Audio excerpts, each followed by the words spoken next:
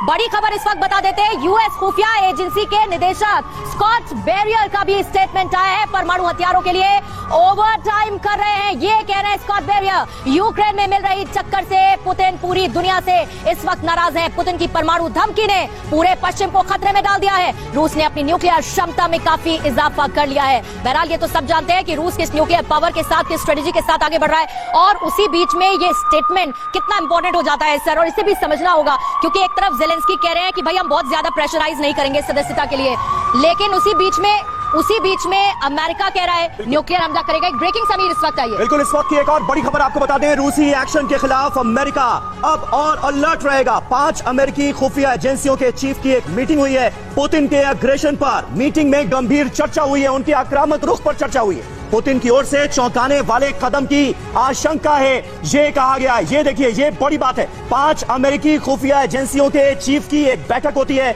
और उसमें मुख्य एजेंडा रहता है पुतिन का अग्रेशन, उनका अग्रेसिव बिहेवियर। अमेरिका पूरी तरह से अलर्ट है, वहां की हर एजेंसी 24/7 एक्टिव है। हम जो तस्वीर आपको दिखा रहे हैं ये उसी का सबूत है, जब अमेरिका की 5 बड़ी खुफिया एजेंसियों के चीफ एक साथ बैठे और इस वक्त जो चैलेंज सबसे बड़ा है उस पर की चर्चा।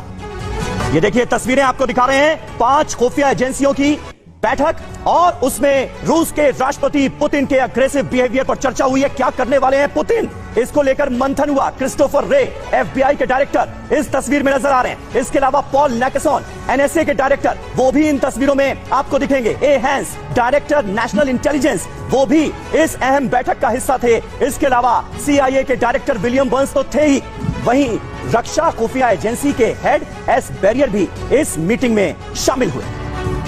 बिल्कुल, और समीर बार बार ये अमेरिका की तरफ से कहा जा रहा है कि एक ऐतिहासिक खतरा है, ऐसी स्थिति जो है बहुत ही गंभीर है। क्या खतरा बता रहे हैं अमेरिका के जो खुफिया रिपोर्ट्स हैं वो भी देख लेते हैं जरा। अमेरिका को पता चला है कि रूस का लक्ष्य सिर्फ यूक्रेन नहीं है, यह दावा किया जा रहा है। अमेरिका का दावा है कि दुनिया ऐतिहासिक संकट के मुहाने पर है। क्या रूस और चीन मिलकर दुनिया पर कब्जे की होड़ में है? अमेरिका ने खुद को न्यूक्लियर वॉर के लिए तैयार कर दिया है। रूस यूक्रेन जंग के साथ ही अब वर्ल्ड वॉर 3 का आगाज होगा, यह प्रश्न उठने लगा है। ये सारी बातें जो हैं, निनाद सर ये सवाल मैं आप ही से करूंगा। देखिए, चीन को भी अब कहीं ना कहीं नोशन दिया जा रहा है, उसको भी इसमें खींच के लाने की कोशिश हो रही है। आज एक बयान आया था ताइवान को लेकर चीन की तरफ से, उनके विदेश मंत्री की तरफ से, फिर से उन्होंने क्लेम किया ऐसे समय में और अपनी आर्मी को तैयार रहने को कहा है, एयरफोर्स को तैयार रहने को कहा है। क्या संकेत हैं अगर इस अमेरिकन रिपोर्ट की आंखों से देखने की कोशिश करें तो?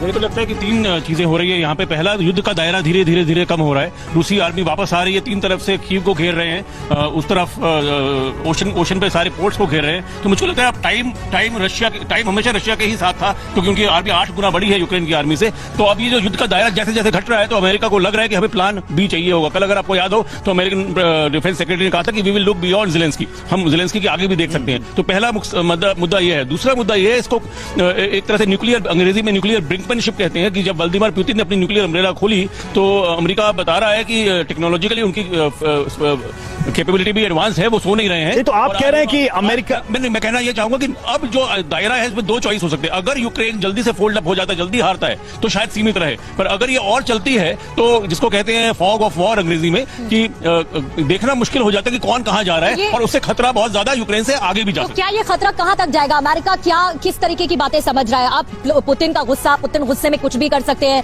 और ये जो डिस्कशन चल रहा है 5 बड़ी एजेंसीज के डायरेक्टर हेड्स इसमें शामिल है, अमेरिका क्या प्लानिंग कर रहा है सर, क्या लग रहा है आपको? जी, इसमें ऐसा है, जो पुतिन का ज़ेलेंस्की का नरम रुख आया है, उससे मुझे लग रहा है अमेरिका को टेंशन हो गई है। क्योंकि अगर अमेरिका इस युद्ध में रशिया को सक्सेस मिलती है तो नेटो और अमेरिका की इतनी बड़ी किरकिरी है, दुनिया में उनकी क्रेडिबिलिटी 0। तो अब वो जो है इसको देख रहे हैं कि किस प्रकार से कोई प्लान भी किया जाए, क्या और तरीका कहने की कोशिश कर रहे हैं कि अमेरिका चाहता ही नहीं है कि फिलहाल रूस और यूक्रेन की यह जंग खत्म हो। बिल्कुल मैं तो, क्योंकि जितनी लंबी चलेगी रशिया को प्रॉब्लम होगा, जंग खत्म हो जाता, रशिया जीत जाता है तो समझिए अमेरिका की दुनिया में क्या स्टैंडिंग रह जाएगी। ठीक है, द्विवेदी जी कुछ ऐड करना चाह रहे हैं? देखो, सबसे पहले तो मुझे लगता है कि पुतिन की जो मुश्किलें बढ़ गई हैं, तो जिस तरह उन्होंने प्लानिंग की थी वो अपने लक्ष्य तक नहीं पहुंच पाए हैं। और देखो, जो नेगोशिएशन की जो पोजीशन बनती है वो ग्राउंड पोजीशन पर होती है। तो ग्राउंड पोजीशन ये है कि पूरी सफलता रूसी फौजों को नहीं मिली है, और अगर वो कीव की लड़ाई में आ जाते हैं, बैटल ऑफ कीव, तो ये एक बहुत ही खूंखार लड़ाई होगी, जैसे डियाबिनफू की लड़ाई या स्टालिनग्राड, लेनिनग्राड, उस हालत तक पहुंच सकती है। अभी अमेरिका को 2 दुविधाएं हैं। पहली तो है कि जंग थोड़ा और चले ताकि रूस का और नुकसान हो, और दूसरा जंग जो है यूक्रेन से आगे ना बढ़े ताकि नेटो ना आए। जो अभी इतिहास की बात कर रहे थे, देखो इतिहास तो है, अमेरिका डायरेक्टली कोरिया में चाइना के विरुद्ध आया है, बिल्कुल वो एक इतिहास था। बाकी प्रॉक्सी वॉर्स हुई हैं, चाहे वियतनाम ले लो, आप मिडिल ईस्ट ले लो, वो टक्कर सामने आमने सामने हुई है। इसमें एक बड़ा क्वेश्चन सर, आप इस पे रिप्लाई करिए, क्या अमेरिका इसमें फ्यूलिंग करेगा, आपको लग रहा है? दो कारण लगते हैं मुझको इसमें। जो अमेरिका दिखा रहा है कि हमारे पास न्यूक्लियर वेपन है, तो वो एक तरह से चीन को थ्रेट दिखा रहा है कि आप कोई मिस एडवेंचर ताइवान में ना करें।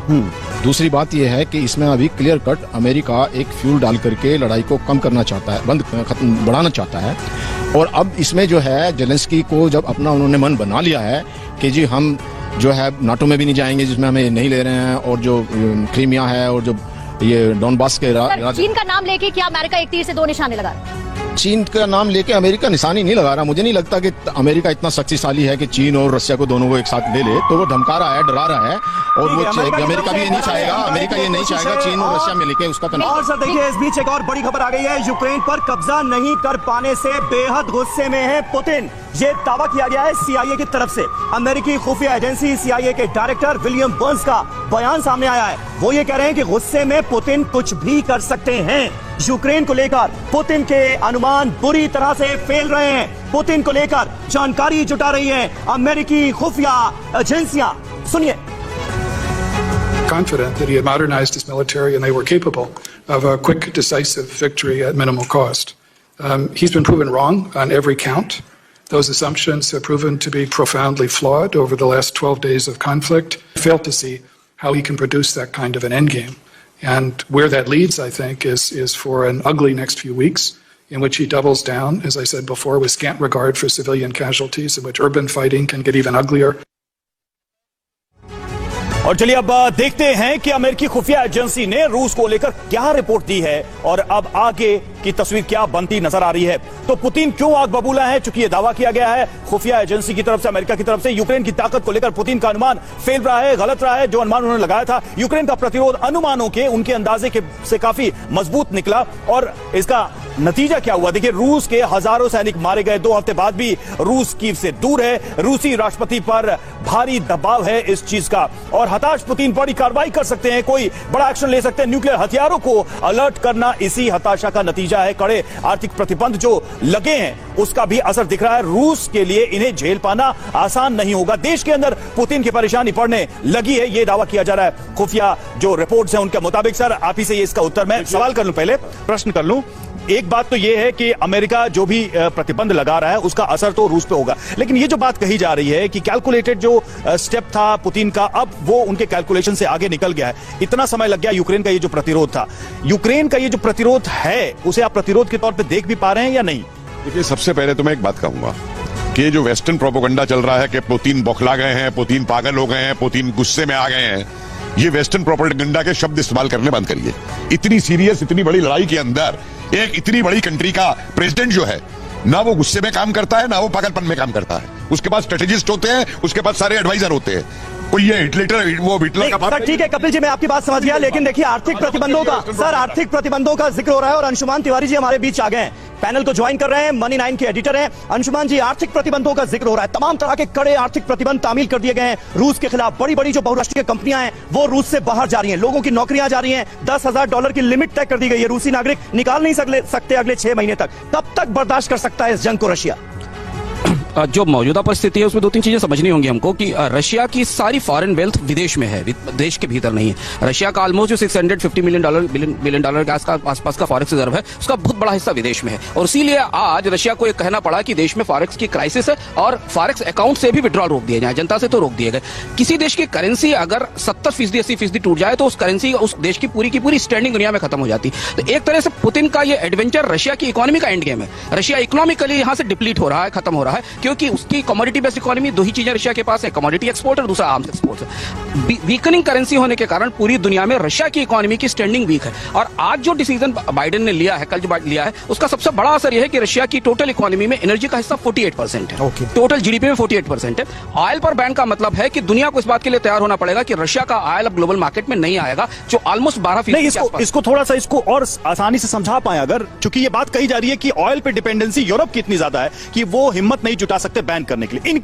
इन केस जैसे अमेरिका ने बैन किया है, तो इसमें रशिया को कहां लॉस होने जा रहा है? रशिया को मॉनेटरी, इकोनॉमिकली, फाइनेंशियली क्या वो ट्रेड मार्केट खोने जा रहा है? मैं आपको स्पष्ट करता हूं, रशिया के ऑयल पर यूरोप की डिपेंडेंस नहीं है, रशिया के गैस पर यूरोप की डिपेंडेंस है। दोनों में फर्क, ऑयल एंड गैस पर है। और गैस को लेकर अभी भी कोई फैसला नहीं हुआ है, ना तो ईयू की तरफ से और ना अमेरिका की तरफ से। और जो भी गैस रशिया से आती है वो 4 पाइपलाइनों के थ्रू आती है, उसमें दो पाइपलाइंस यूक्रेन के जरिए आती है और बाकी गल्फ स्ट्रीम है, जो नॉर्थ स्ट्रीम है। उस पाइपलाइन पर बैन की बात पुतिन ने कल कही थी कि हम उससे गैस की सप्लाई रोकेंगे, और उसके बाद एक काउंटर मूव के तौर पर अमेरिका ने अपने आके रोक रही हो जरा, क्योंकि ऑयल को लेकर अभी कोई फैसला नहीं हुआ। इसी बीच में एक ब्रेकिंग है, तब आप इस डिस्कशन को आगे जारी रखिएगा। देखिए, रूस ने बेलारूस में अपनी तैयारी और ज्यादा तेज कर दी है। कैसे? जो सैटेलाइट तस्वीरें आई है वो ये बता रही है कि बेलारूस में रूस की तैयारी नजर आई है। मिन्स्क हवाई अड्डे पर हेलीकॉप्टर्स का एक बहुत बड़ा जखीरा भी नजर आया है। यानी कि एक तरफ बेलारूस में अपनी तैयारी रशिया ने और तेज कर दी है, और ये सैटेलाइट तस्वीरें बता रही है कि ये तैयारी कितनी और ज्यादा पुख्ता हो रखी है।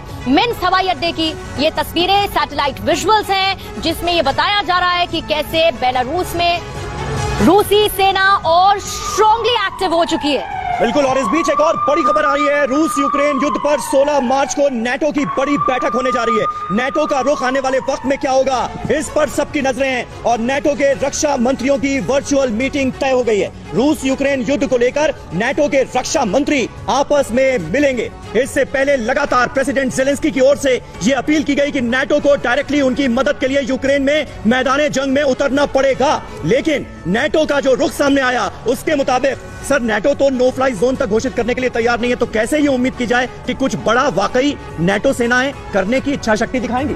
नाटो अभी जो नाटो कंट्रीज हैं उनको बचाने के लिए करेंगी, और दूसरा ऐसा लगता है कि अगर नाटो और अमेरिका युद्ध को कंटिन्यूएशन में करने के लिए सोच रहे हैं, तो अगर जेलेंस्की ने जैसा अपना नरम रुख कर दिया है और वो युद्ध को बंद करता है, तो वो जो है नाटो जो है फिर वो नो फ्लाई जोन करके इसमें युद्ध में घुस जा करके और अपना ये शुरू कर देंगे। मैं एक बात और यहाँ पे कहना चाहूंगा कि पहले नाटो जो डरा हुआ था और पहले जो पुतिन की धमकी से उसको खतरा था, अभी इतने in the mean time they got ready, वो अपने आप को तैयार कर लिया है। नाटो ने, सारे कंट्रियों ने अपनी फौजें भेज दी वहां पे, सब आपस में एक दूसरे से बात कर रहे हैं, न्यूक्लियर कमांड भी तैयार करके अब ये दिखाना चाह रहे हैं कि हम भी किसी से कम नहीं है, और ये दिखाते हुए वो रशिया को डायरेक्ट जो थ्रेट भी दे रहे हैं और तैयार भी हैं। अगर उनका युद्ध करने का मकसद है और ये चाहते हैं, तो इनको जो है इस युद्ध में उतरना पड़ेगा, किसी भी प्रतीक को लेकर के, या नो फ्लाई जोन उसको घोषित करें या कैसे भी करें, नहीं तो जो अभी स्थिति जेलेंस्की की है या नहीं, वो मान गया है सारी ये बड़ी बात है। देखिए, नो फ्लाई जोन को लेकर फैसला नहीं हो रहा है। क्या आपको लग रहा है कपिल सर कि बीतते दिन के साथ, क्योंकि रशिया बहुत एडमेंट नजर आ रहा है अपनी स्पेशली मिलिट्री एक्सरसाइज के जरिए, बाकी कंट्रीज आर्थिक प्रतिबंध लगा रही हैं, फुल सैंक्शंस दे रही है, लेकिन ऐसे में क्या अब आने वाले वक्त में और लग रहा है कि अमेरिका, ईयू, बाकी नेटो देश जितने हैं वो और कड़े फैसले लेंगे? नो फ्लाई जोन को लेकर भी मुमकिन है फैसला हो सकता है। पहली बार जेलेंस्की ने एक डिप्लोमेटिक स्टेटमेंट दिया है जिसके दोनों तरफ पहलू हैं। ये स्टेटमेंट देखे कि वो नाटो में छोड़ने को तैयार है और क्रीमिया के लिए तैयार है, उसने अमेरिका को एक मैसेज दे दिया है कि अगर तुम पूरी सपोर्ट नहीं करते तो मैं इसमें चला जाऊंगा। बड़ा क्लियर मैसेज है, इसको दोनों तरफ से देखिए इस मैसेज को। दूसरी तरफ रशिया को मैसेज दे रहा है कि मैं इसके लिए तैयार हूं। तो ये पूरी सिचुएशन जो है जेलेंस्की की तरफ से भी और अमेरिका की तरफ से भी, देखिए अमेरिका को एक जेलेंस्की इससे ज्यादा और क्या कह सकते हैं? सुनिए जेलेंस्की इससे ज्यादा और क्या कह सकते हैं कि बातचीत की टेबल पर दोनों मुल्क बैठे हैं और ये जंग खत्म हो। अब तो पुतिन को फैसला लेना है ना सर। अगर जेलेंस्की में तो मान रहे हैं ना, वो पुतिन को जो चाहिए तो वो मिल गया, तो फैसला दोनों को ही लेना। फैसला तो अभी जो इनकी डिफेंस दोनों की जो फॉरेन मिनिस्ट्री का जो वो हो रहा है मीटिंग, हो सकता है इसमें डिसीजन हो जाए और ये जो है युद्ध खत्म होने की तरफ। ठीक है, मेरे से लिख के रख लीजिए, अमेरिका ये फैसला नहीं होने देगा जेलेंस्की की तरफ से कि क्रीमिया को मान लिया और नाटो को। ठीक है, अमेरिका क्या अड़ंगा लगा सकता है? देखो, ये सब ग्राउंड सिचुएशन पर निर्भर है। इस समय अगर जेलेंस्की है, उसको पता है कि अभी 14 दिन तो लड़ चुका है, पर उसकी आगे लड़ने की क्षमता जो है धीरे धीरे कमजोर हो सकती है। साथ ही रशिया को भी पता है कि अगर कीव में घुसा तो ये लड़ाई बहुत लंबी चलेगी, क्योंकि आजकल जो लिमिटेड वॉर का युग है, जिसमें कि आप एक टाइम होता है कि किस टाइम में आप ये लड़ाई जो है ये नहीं कि वर्षों चलेगी। सर, एक बड़ी खबर ये आ रही है कि ब्लैक सी के टैंकर में लगी आग अब तक बुझी नहीं है। सैटेलाइट इमेज से टैंकर में आग का खुलासा हुआ है। मिलेनियल स्पिरिट टैंकर में 600 टन डीजल था और ये हर किसी की चिंता का बड़ा सबब था कि यहां पर क्या होगा। ब्लैक सी में 25 फरवरी को इस टैंकर पर दरअसल हमला हुआ था और उसके बाद इसमें लग गई थी भीषण आग। यूक्रेन ने रूस पर हमले का आरोप लगाया था कि रूस के हमले की वजह से ये त्रासदी ब्लैक सी में खड़ी हुई।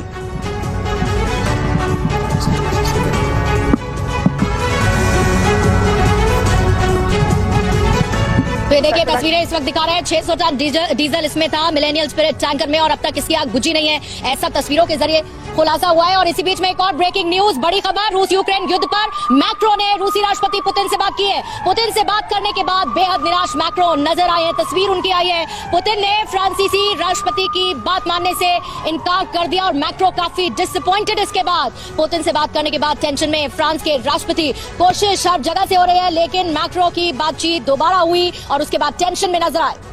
और देखिए एक और बड़ी खबर आ रही है, तस्वीरें तो आपने देखी। और रूस यूक्रेन जंग के बीच अमेरिका से ये बड़ी खबर है। खबर क्या है? अमेरिका का B-21 एयरक्राफ्ट उड़ान भरने के लिए तैयार, परमाणु युद्ध सामग्री से लैस है। B-21 एयरक्राफ्ट तैयार होने के बाद पहली बार B-21 एयरक्राफ्ट भरेगा उड़ान। यानी कि जो बात कही जा रही है अमेरिका की तरफ से कि हम किसी भी तरीके के हमले के लिए तैयार हैं, उसकी तैयारी लगातार डेमोन्स्ट्रेट की जा रही है। ये जो मसल फ्लेक्स करने की कोशिश की जा रही है, ये क्या है मैसेज? अगर आपको परमाणु युद्ध नहीं करना है तो इतना अग्रेसिव होकर आप कहीं ना कहीं पुतिन को भी तो प्रोवोक कर रहे हैं। बिल्कुल ठीक बात है, क्योंकि आजकल का युद्ध जो है ये हम grey zone warfare, hybrid warfare, इसमें प्रोपेगेंडा की बहुत वैल्यू है। क्योंकि युद्ध जो होता है वो मानसिक तौर पर भी लड़ा जाता है, तो ग्राउंड सिचुएशन के साथ साथ ये क्या कहते हैं, प्रोपेगेंडा और मानसिक दबाव, साइकोलॉजिकल वॉरफेयर, ये सारे इसमें शामिल है। सर ये जो न्यूक्लियर की है, ये एक ब्रिंकमैनशिप है। लेकिन आपको नहीं लगता कि ये जो अमेरिका का प्रेशर बनाने का जो अब दिखाई दे रहा है एक एग्रेसिव, बहुत देर हो गई बाइडेन को ये सब फैसला लेते वक्त? यूक्रेन तो तबाह हो गया, ज़ेलेंस्की झुकने लगे रूस की तरफ। ऐसा है कि पहले तो ये जो बात हो रही है ये एक नेक्स्ट लेवल पे यूएस ले जा रहा है, जो कि एक मेरे हिसाब से ज्यादा जिम्मेदाराना काम नहीं है, क्योंकि ये पुतिन को भी प्रोवोक करेगा, एक नेक्स्ट लेवल पे डिस्ट्रक्शन का नेक्स्ट लेवल हो सकता है। दूसरा, नेटो कंट्रीज को भी ये डर में डाल रहे हैं कि जो थोड़ा बहुत अलग होने की कोशिश सोचे भी तो वो ना करे। लेकिन सर सेटलमेंट हो जाए तो फिर इसका तो कोई मतलब नहीं रह जाएगा। सेटलमेंट अगर हो जाती है तो इसमें अमेरिका की हार है। ठीक है, लेकिन जो आर्थिक प्रतिबंध लगाए जा रहे हैं और जंग की वजह से पूरी दुनिया की अर्थव्यवस्था पर जो असर पड़ रहा है, अंशुमान जी, भारत के मद्देनजर जो चिंताएं हैं उनको भी थोड़ा हम एड्रेस कर लें, क्योंकि क्रूड ऑयल के दाम लगातार बढ़ रहे हैं, $140 प्रति बैरल तक पहुंच गए और कहते हैं कि अगर $1 बढ़ता है तो 55 पैसे बढ़ने की संभावना यहां पर पैदा हो जाती है। तो आने वाले वक्त में हमारे यहाँ तेल की कीमतें कितनी बढ़ सकती हैं? भारतीय अर्थव्यवस्था के लिए इससे ज्यादा चैलेंजिंग टाइम कोई नहीं है, क्योंकि दोनों चीजें बहुत महत्वपूर्ण है। भारत की अर्थव्यवस्था में दो फॉल्ट लाइन है, दो दरारें हैं। एक दरार है कच्चा तेल की कीमत और दूसरी दरार है रूपी का डिवैल्यूएशन। भारत के लिए दुनिया में तेल उन देशों में सबसे ज्यादा महंगा होता है जिनकी करेंसी सबसे वीक है, और इस समय इमर्जिंग मार्केट में इंडिया की करेंसी सबसे ज्यादा खराब स्थिति में। जो दुनिया के 3 देश हैं जिन्हें तेल की कीमत बढ़ोतरी का सबसे ज्यादा बोझ या दंश झेलना पड़ेगा, उनमें टर्की है, इंडिया है और थाईलैंड। इंडिया भी है? हाँ, थाईलैंड है, क्योंकि इंडिया की करेंसी का डिवैल्यूएशन करीब 15% हुआ है पिछले 1 साल के भीतर, और रूस यूक्रेन क्राइसिस के बाद रूपी का डिवैल्यूएशन 3%, 3.5% से ज्यादा हो चुका है। इसलिए भारत के लिए ये आपको इस तरीके का कोई ऑप्शन नहीं है कि वो पेट्रोल डीजल में। और बड़े चैलेंज अभी भारत के सामने आएंगे।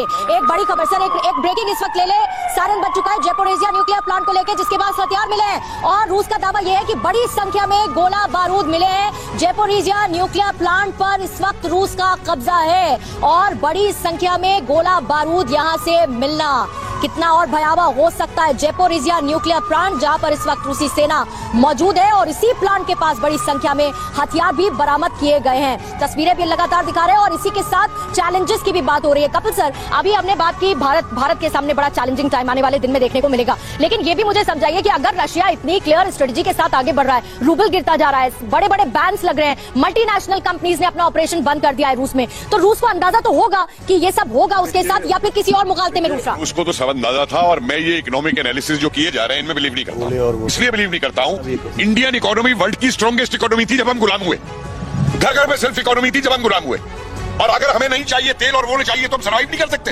अगर अपने उसके लिए हम क्या जरूरत है मेरे को ये विदेशी कपड़े पहनने की और विदेशी व्यापार करने की? ये टोटल डिपेंडेंसी जो बनाई है ग्लोबलाइजेशन ने, ये नए फॉर्म का इंपीरियलिज्म से ये स्लेवरी देशों के अंदर फैलाई जा रही है कि आप यंगर जनरेशन के ऊपर मेंटली उसको आप ये कह रहे हैं हमको जरूरत नहीं है चिंता करने की। सुनिए, किसी भी वॉर सिचुएशन के अंदर हर चीज को अगर आप इकोनॉमी पे ले जाएंगे, कुछ साइकोलॉजी भी होती है, नेशनलिज्म भी होता है। अगर ये बात थी तो चीन से क्यों लड़ गए? ये इकोनॉमी। लेकिन कपिल जी, आपका कहने का मतलब है कि कंट्रीज आइसोलेशन में चले जाए। सर, कंट्रीज आइसोलेशन में चले जाए। सर, एक मिनट रुकिए, क्या कंट्रीज आइसोलेशन में पड़ेगा ना? सोचना तो पड़ेगा ना, जेब के बारे में तो सोचना पड़ेगा ना सर, अर्थव्यवस्था के बारे में सोचना तो पड़ेगा ना। देश है फिर अर्थव्यवस्था। सर, देश नहीं होगा तो अर्थव्यवस्था नहीं होगी। सर, विदेशी जूते और कपड़े पहनने तक सीमित नहीं है ना सर ये? सर, विदेशी जूते और कपड़े पहनने तक सीमित नहीं है ना मामला? अंशुमान जी, अगर मैं रीजनिंग पे जाऊं तो क्या सोचने की जरूरत नहीं है सर? जस्ट सेकंड, इसमें सोचने की जरूरत नहीं है, हम पर क्या असर पड़ेगा, क्योंकि रशिया अपने देश को वो महोदय अगर थोड़ा चिल्लाना बंद करे तो मैं अपनी बात कहूं। कल वित्त मंत्री ने कहा कि रूपी का डिवेल्युएशन और तेल की कीमतें से भारत का बजट पटरी से उतर रहा है, ये बात कहा है उन्होंने। दूसरी चीज उन्होंने कहा है कि क्रूड का प्राइस बढ़ने से भारतीय अर्थव्यवस्था ने $75 का एस्टीमेट था बजट में, आज $130-135 के आसपास है। तेल कंपनियों की 22-24 रुपए के अंडर रिकवरी, ये वार इंडिया ने थोड़ी इन्वाइट किया है, पूरी दुनिया पर यह थोपा गया वार है, ये किसी भी लेवल से हम क्यों सफर करेंगे? रशिया का इंपीरियलिज्म या नाटो, इन्फ्लेशन बढ़ेगा, महंगाई हम आम आदमी पर चोट पड़ेगी। एक मिनट मुझे अपनी बात कंप्लीट करने दीजिए प्लीज, क्योंकि मुझे निकलना भी होगा। सबसे इंपॉर्टेंट बात यह कि हम एक मंदी से उभरती हुई, महामारी से उभरती हुई अर्थव्यवस्था, हम दुनिया में सबसे खराब स्थिति में थे, हमारा इनकम लॉसेस सबसे ज्यादा हुए थे, हम इमर्ज कर रहे थे। हमें थोड़ी उम्मीद थी कि $130 का तेल हमें खरीदना पड़ेगा, हमें थोड़ी उम्मीद थी कि निकल की ट्रेडिंग बंद हो जाएगी, हमें थोड़ी उम्मीद थी कि कॉपर 10 साल के हाईएस्ट लेवल पर पहुंच जाएगा। गरीबी में हमेशा जो देश सबसे ज्यादा सफर हुए महामारी और महामंदी से, उन्हें उभरने के लिए समय चाहिए था, तब तक उनके ऊपर एक वार थोप दिया गया और उस वार की कीमत हम चुका रहे हैं, यूक्रेन के लोग भी चुका रहे हैं। सारे मुल्क जो हैं वो अपने हितों के बारे में ही तो सोच रहे हैं, तो हम क्यों ना सोचें अपने हित के बारे में? ये कैसा राष्ट्रवाद है सर कि अपने हित के बारे में ही ना सोचो? एक रिएक्शन सर, आप मैं ये कहना चाह रहा हूँ कि हालांकि इंडिया पे असर पड़ेगा, पर जो रसिया ने कहा है वो डिस्काउंटेड रेट पे हमको पेट्रोल जो उपस्थित वो कराएगा तो उससे फायदा होगा। दूसरा एक फायदा ये भी होगा पंजाब में कि हमारा जो गेहूं है उसका एक्सपोर्ट बढ़ेगा, क्योंकि जो दो कंट्रीज हैं यूक्रेन और रशिया, वो उनका एक्सपोर्ट अभी खत्म हो। ठीक है सर, कपिल जी ऐड कीजिएगा, आप ही को जवाब देना है। मैं अंशुमान जी, बस एक खबर आ रही है, मैं इसके बाद आपके पास आता हूँ। थाईलैंड में फंसे रूस के सैकड़ों नागरिक, ये जानकारी मिल रही है, देखिए ताजा अपडेट से भी आपको वाकिफ कराना जरूरी है। रूसी नागरिक वापसी का टिकट नहीं खरीद पा रहे हैं, ये बड़ी खबर आ रही है। इसकी वजह है रशियन रूबल की कीमत गिरने से पैसों की तंगी। रूस की तरफ जाने वाली फ्लाइट हो गई है कैंसिल। देखिए कितना असर पड़ रहा है, रूसी बैंकों के कार्ड से पेमेंट करने में दिक्कत। अंशुमान जी इस पर ऐड करना चाह रहे हैं, अंशुमान जी इस पर ऐड करना चाह रहे हैं। पहली चीज तो ये कि जो हमारे इन्फॉर्म पैनलिस्ट ने कहा, रूबल के साथ ट्रेड कौन करेगा? हाँ। इस मरी हुई करेंसी के साथ आप इंडिया क्यों रूबल के साथ ट्रेड ओपन नहीं कर पा रहा? 4 दिन से इंडिया में बातचीत चल रही कि रूपी रूबल ट्रेड को शुरू किया जाए। रूबल के साथ दुनिया में जो करेंसी $170 का रूबल है, आप पे कैसे करेंगे? इंडिया की करेंसी से ज्यादा खराब स्थिति में रूबल है दुनिया में। तो जब भी आप किसी ऐसी कंट्री के साथ ट्रेड करते हैं जिसकी अंशुमान जी एक बड़ी खबर लेंगे, सायरन बज गया, breaking siren. Kapil ji, breaking siren बज गया। रूस पर प्रतिबंधों को लेकर अमेरिका से बड़ी खबर, बाइडेन सरकार के फैसले से 5 में 4 अमेरिकी संतुष्ट है। रूस से गैस तेल के आयात पर रोक का समर्थन किया है। ईरान की ईंधन की कीमत बढ़ने के बावजूद सरकार का समर्थन। न्यूज एजेंसी और रॉयटर्स के हवाले से बड़ी खबर है। तो देखिए ये खबरें आ रही हैं, और कपिल सर आप अपनी बात पूरी करो, साथ ही ये बात करें, ये भी बताइए ये जो इकोनॉमिक जो प्रॉब्लम्स है, सिचुएशन जो अंशुमान जी कह रहे हैं, क्या आप इसको रियल सिचुएशन नहीं मानते हैं? और सुनिए तो मेरी बात, और उन देशों को जो it is a very valid point कि जो कोरोना से पीड़ित गरीब मुल्क थे, देखिए ओलिगार्स को कोई फर्क नहीं पड़ेगा, वो युद्ध लड़ सकते हैं अगले 100 साल के लिए, लेकिन जो लोग